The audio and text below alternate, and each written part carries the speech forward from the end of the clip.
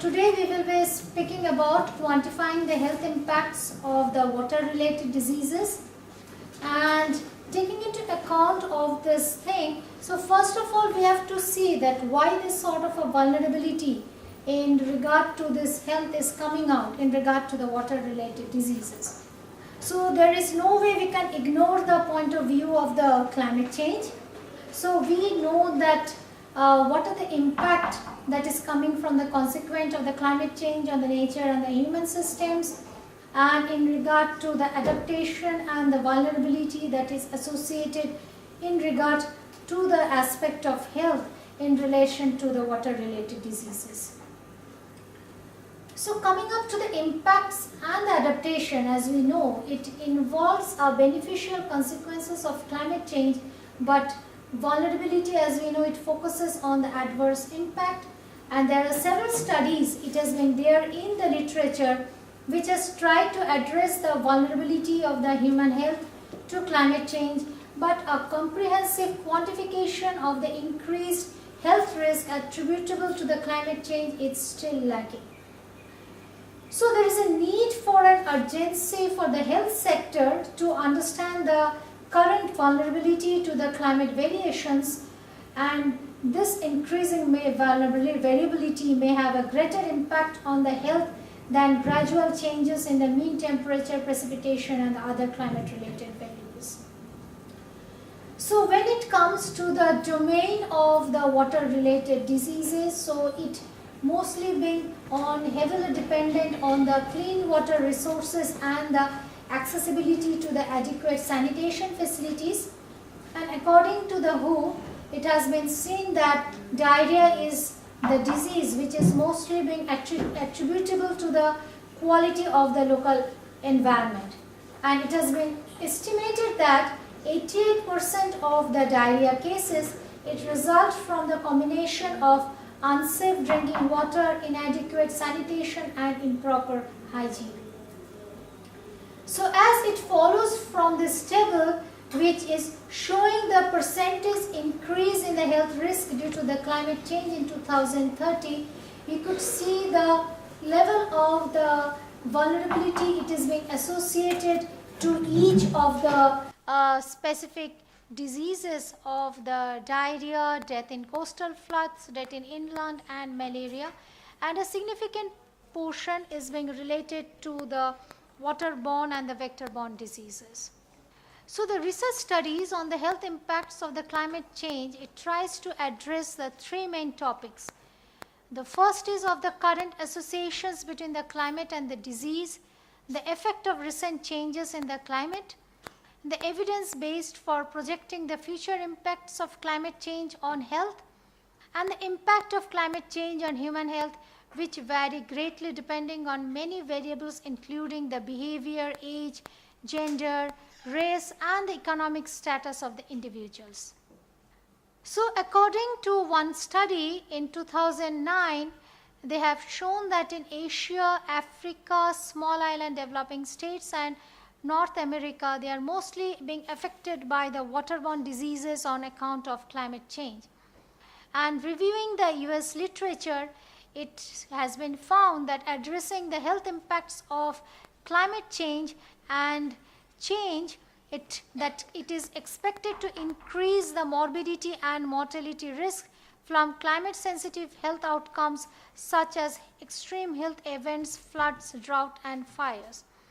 So as in the literature it has been pointed about, but still there is also a gap that is existing in the relation to the vector-borne diseases, which has not been tackled so far in such a great extent. A study, it has been done in 2016, it tries to conduct a meta-analysis over the existing literature, specifically targeting the waterborne and the water-related diseases in the developing nations, and it has tried to synthesize through the simplest meta-analysis strategy, the vote counting. So how we try to aggregate the synthesis or the research synthesis, how will you be doing a research synthesis taking into account of the huge literature that is being there in regard to this aspect. So while refining the search criteria, specifically targeting the impacts of health impacts of climate change resulting in waterborne diseases, it was found to be very difficult to refine our search, as very few papers related to the health impacts of waterborne diseases has specifically mentioned the issues of climate change. So we started off initially to incorporate the studies in the PubMed database with keyword searches like the valuation, water quality, access to proper sanitation and hygiene against diarrhea and climate change. Other than that, we tried to have another set of series of searches paired with sanitation, safe drinking water, hygiene against intervention. So there are also other refinement we tried to categorize because we are targeting the developing nations. So we made further categorization and refinement by developing countries and the South Asian countries. And lastly, as we are trying to find out with the magnitude of the damage and the cost assessment, so we tried to refine further the number of the studies on the basis of regression analysis, economic valuation,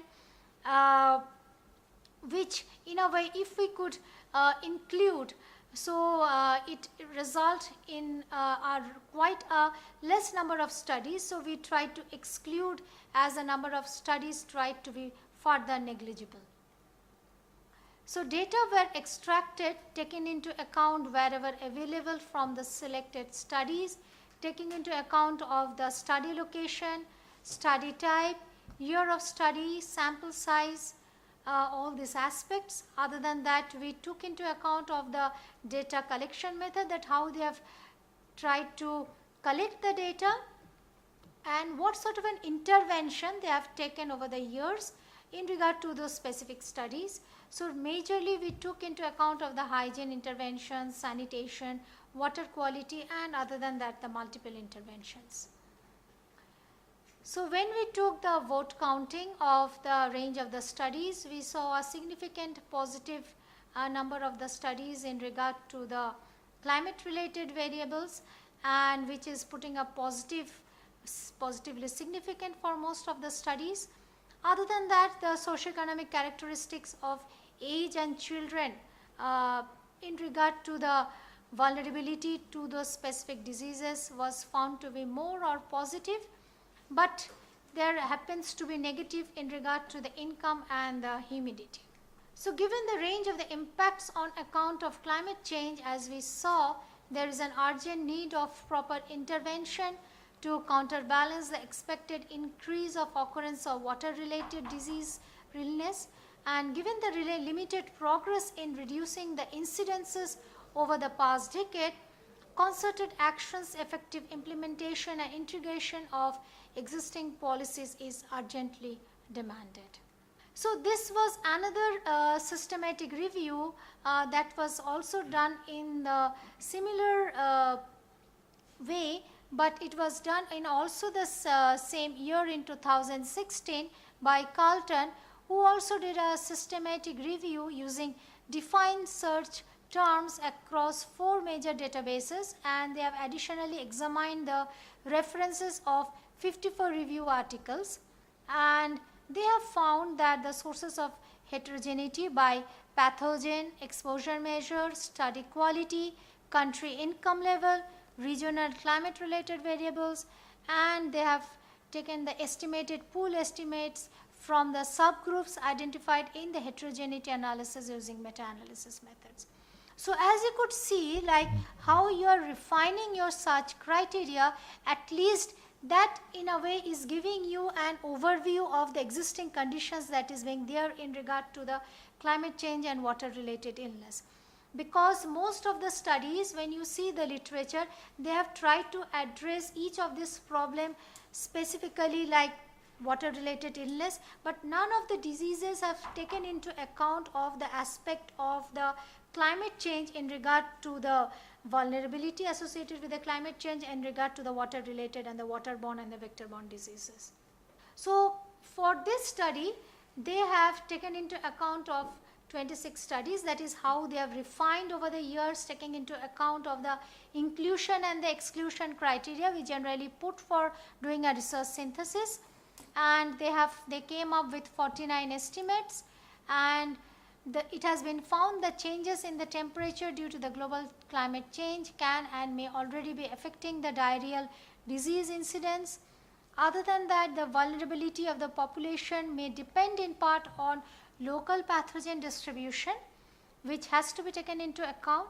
And however, evidence of publication bias and the uneven geographical distribution of studies limit the precision and generalizability of the pooled estimates. So why there is a publication bias? So when you go for a literature review, when you search for a literature review, we generally go for the published articles and the reports, and we don't look into account of the unpublished thesis reports, so which also form a major significant portion of the grey literature, which we generally ignore them. So when we take a significant portion of this grey literature, we see there is a variation that comes up into the result when we come up as a result of research synthesis.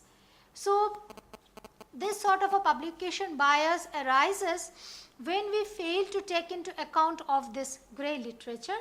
And we all know, like when you people are doing a master thesis or when you are doing a PhD thesis, most of these things are not being identified until and unless you publish in a journal as into the, that is in a way of reporting them. So you have been totally ignored. So that part need to be incorporated into the grey literature. So taking into account of the Indian perspective, we try also to see of the current associations between the disease outcomes and the climate variability and the change. And other than that, we try to estimate the future potential health impacts on account of the climate change. So for there we took into the baseline scenario of the assumptions that what is the initial baseline scenario we take into account of developing of such estimation of the climate change and its association with the water related and waterborne diseases. So for that, the assumption we took is of the limited consideration for the population growth and socio-economic development. And as India accounts for most of the population in the Southeast Asian region, it is reasonable to assume the relative risk for India, as that is a relative risk ratio we took into account of the Southeast Asian region. And other than that, we have taken into account of this particular formula in identifying the number of the cases and the number of the deaths, and mostly we have taken into account of the relative risk which has been put forward by the WHO Global Burden of Disease study. And other than that, we took into account of the projected population from the 2030 as given by the United Nations, and the number of deaths for scenario is based on the projections on the basis of the Southeast Asian countries. So this is the scenario 1 we have taken, that is C1, in the what will happen in the year 2030, which builds on the scenario projecting on the number of the deaths of diarrhea and malaria cases in 2030 with climate change.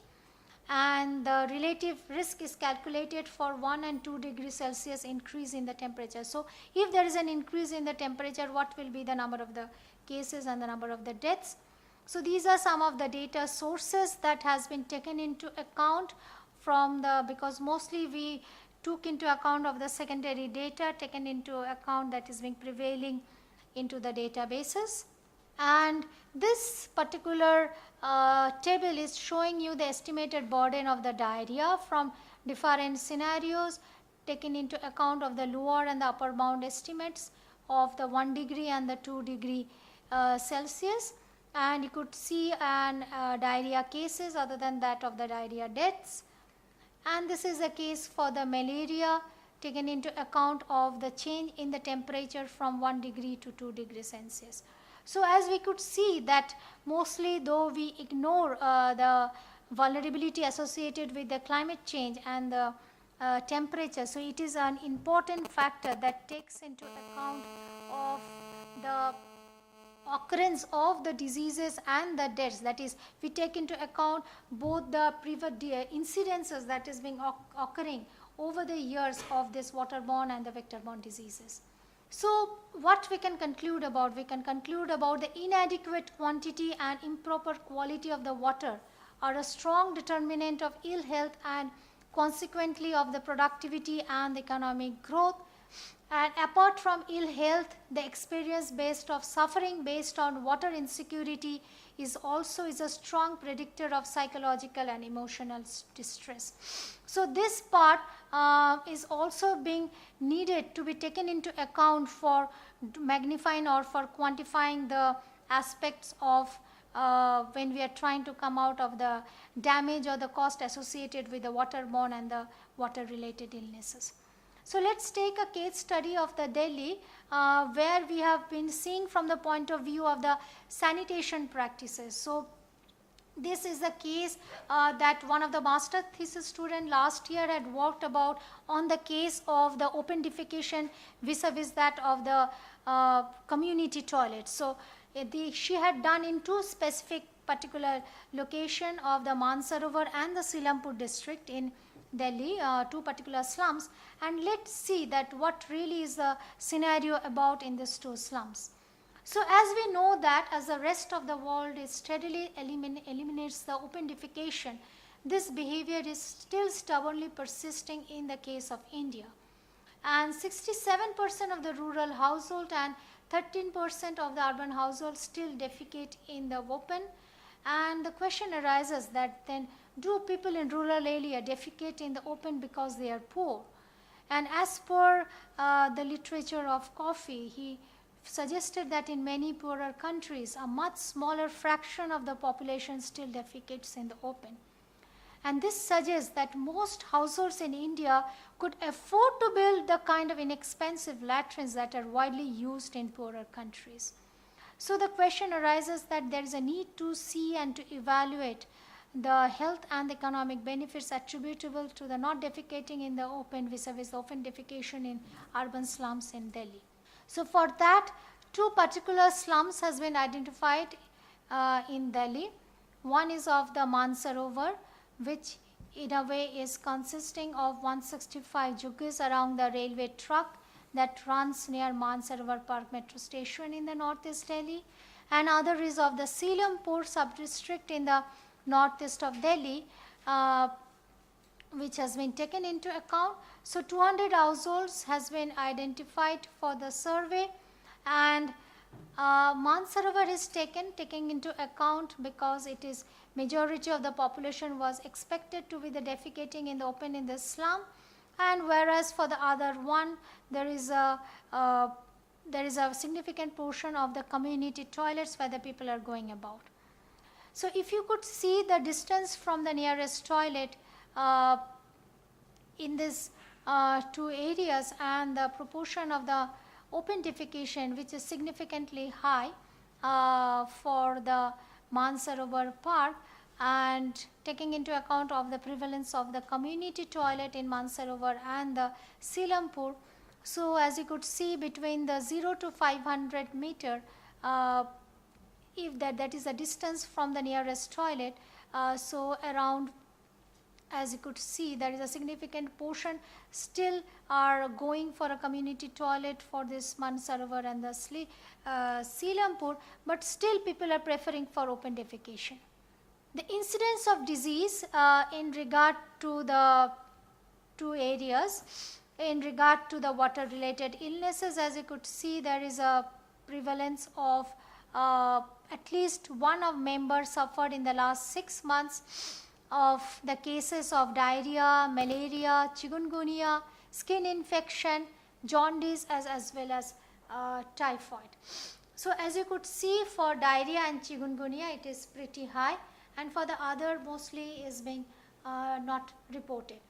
So there is also another issue which comes up of most of the cases from when we do a primary survey, we are really not much confident about the people, because most of the diseases as we see are underreported, or in a way people are not able to properly identify the type of the diseases that each of them is suffering about. So if you could see inter-slum comparison of the incidence of diseases in regard to these two slums.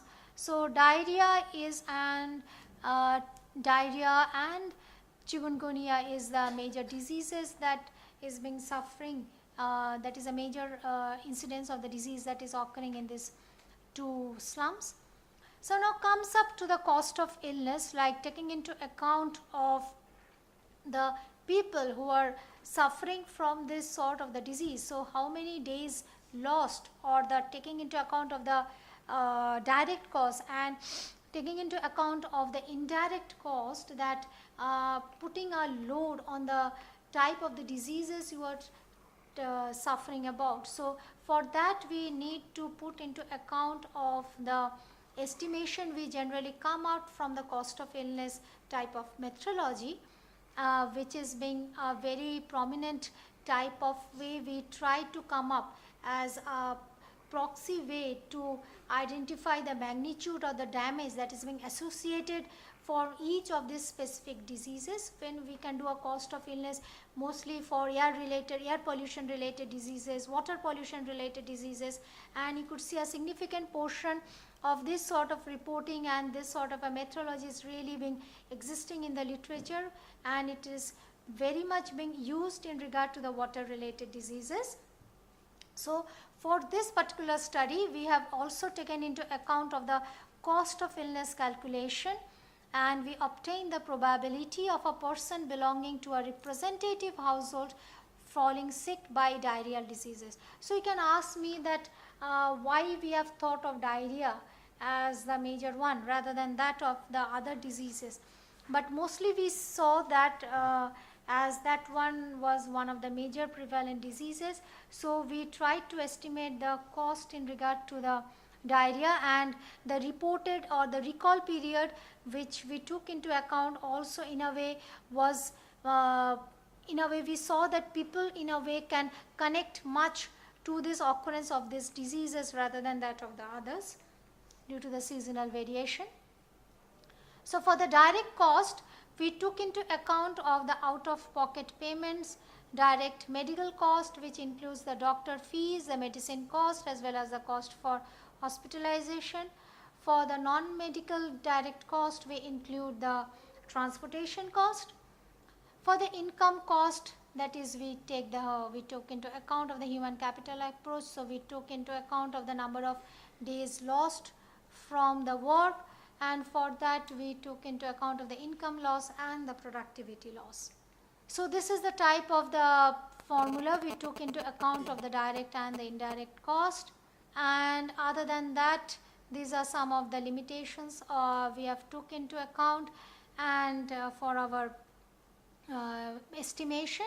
So as you could see, assuming a perfect recall for the period of 6 months, so we have taken, like if you could do a primary survey and if you could ask a person of reporting of the diseases of more than 6 months, it is not possible. And for air pollution related diseases, you have to take into account of the daily data. So that is even more tedious. So more you are increasing the time frame, it is much more difficult for a person to report you properly for the reported cases. So taking into account of that limitation, we tried to fix it around 6 months for the water related diseases. And as you could see, the cost for this type of diarrheal diseases for these slums is pretty high. So taking into account of this direct cost and the indirect cost, it is a significant amount in regard to the direct cost, because as you could see for the direct cost, it is your out of pocket expenses is one of the major factor, because most of us end of the day go to the private doctors and we pay a higher price than we just depend on the other free medical services or going to the other sorts of medical services for same for these slums. And for that, as you could see, the direct cost happens to be much higher rather than that of the indirect cost. And other than that, you can also think that indirect cost is less, because mostly these people are not having a fixed employment opportunities. So taking into account of having a casual labor type of socioeconomic groups, so the indirect cost for these people is pretty less, because if you could take into account that when the day you are not going to the work, you are not getting the wage from that particular day. So mostly these people are the informal workers, and for informal workers there is no formal wage system that is prevailing about. So for that, as you could see, the indirect cost happens to be much less. If you could have taken the formal sector workers, if you have a look at the data from the secondary database, we see that it is much higher for formal sector workers rather than that of the informal sector workers. So the monthly cost of diarrheal illness has been calculated from of both these slums, the Mansarovar and the Selampur. And for one particular Mansarovar park, as you could see, that is, it is much higher than that of the Selampur, taking into account of the people going to the open defecation sites rather than that of the community toilets. So we can identify there that water source is one of the major factor of the occurrence of diarrhea in these two slums. And as we could see that in Mansarovar, out of total 25 households where diarrhea has occurred in the past 6 months, 76% of the households use piped drinking water, 20% use hand pumps, and 4% use water obtained from jal boat tankers. Other than that, 37.2% of the pipeline water users, 14.2% of the hand pump users, and 50% of the jal boat tanker water users reported at least a single case of diarrhea in the past 6 months. And for the Selampur, out of 11 households where diarrhea has occurred in the past 6 months, 63.6% of the households use piped drinking water, 18.1% use hand pumps, and 18.1% use water obtained from the jal boat tankers. So as we could see that from where we are getting water is one of the major cause for the incidence of occurring of that particular diseases. So taking into account of a wider picture, so where lies the challenges and how we can approach them. So there is a pretty long list of challenges, but I have tried to make it as comprehensive as possible in this particular slide.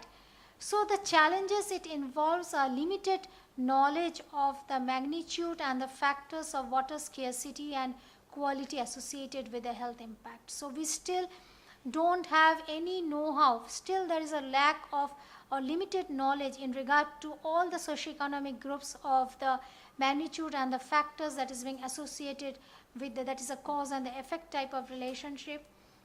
Limited harmonization of the legal framework to monitor and regulate the planned actions to address water scarcity, water pollution, and the associated diseases. So there is no significant legal framework that has been taken into account to monitor and to regulate the water issues and the planned actions to address the problem.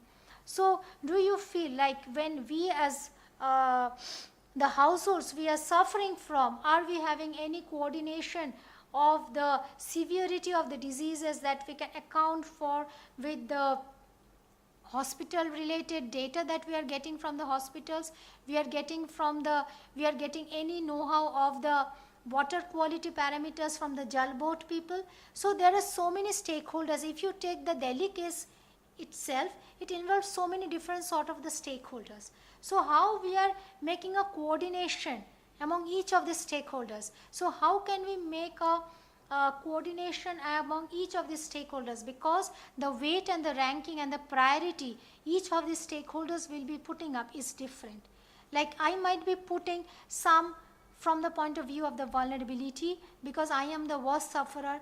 From the point of view of the policymakers, they might be putting something or the other cause as the more higher weightage than the one I am putting about, because they are making the allocation problem. They are associated with the allocation of different sort of the financial constraint. Given the financial constraint, they have to decide that for what, how much they will be allocating amount, and other than that, what sort of a policy they will be planning up in the long run. Fourthly, we can think of the lack of strategies to scale up innovative solutions. So we really don't have proper strategies that to come up to scale up with innovative solutions. So we all have innovative solutions. We really can come up in the paper with lot of innovative solutions, taking into account of technological, taking into account of the policy related solutions, but taking into account how to scale up, how to just make it. So that strategy of planning is lacking about. And lastly, there is a lack of translation of scientific evidence to public policy. So there is still a lot of issue that comes up in linking the technicalities or the engineers of the water engineers to that of the public policy. So that linkage has to come up. Like we can come up, like suppose we all know, like for the wastewater, reverse osmosis and different sort of the technology we come up from the other countries and we are implementing that. But taking into account of the feasibility of the long run sustainable solutions and for public policy, how far the translation is happening about. So that linkage has to be built about between the technical feasibility of the scientific aspect of the problem and translating them to proper public policies. So what sort of an approaches we can think about of dealing with the challenges? So there is a need of implementing multidisciplinary approach to further address the factors driven of water scarcity and quality. There is a need for proper documentation and building up of data bank to strengthen the knowledge of social, economical aspect of water scarcity, quality and associated health impact. And lastly, we can think of strengthening the water scarcity and quality concept as a public health priority for risk assessment of water related diseases. So that is one of the major thing we have to do about. And the other one, that is the second one, as I am pointing about in regard to the proper documentation, like if you open up any particular databases, you will see that lot of these databases speaks about, either when I was showing you the climate related variables, I'm showing you the type of the disease related variables. So there is no common platform where you are getting all the data together and you are finding up the gap and you are addressing the problem. So in a way we try to bring about the data together and we try to build about on the basis of the data that you are having from the secondary sources. But for some of the specific diseases, like we need to have also a disease surveillance system that has to be coordinated or integrated with the type of secondary data we are getting from those NFHS survey and all those things. Because disease surveillance system takes into account of the more timely related data from hospital and all those places, which has to be brought about, and that can give you a proper reporting of the disease reporting. Like suppose if I take into account of the diseases that I am showing you from the primary survey, and if you could visit a hospital in all the hospitals in Delhi, and at least you could at least have from them the more true reporting of the cases of deaths and the cases of maybe reporting cases. So only taking into account of the death is also not important. Only taking into account of the occurrences is not important. You have to take into account of both the occurrences of the diseases as well as the death of those diseases. So this typical way of integrating all those data together, there is a need for building up a proper data bank where we can easily access and we can have all different sort of the data which helps us to come up with more proper way of estimation or quantifying the damage or the cost associated with water related and waterborne illnesses. Other than that, we need to also take the priority areas of the common needs at the regional and the global scale.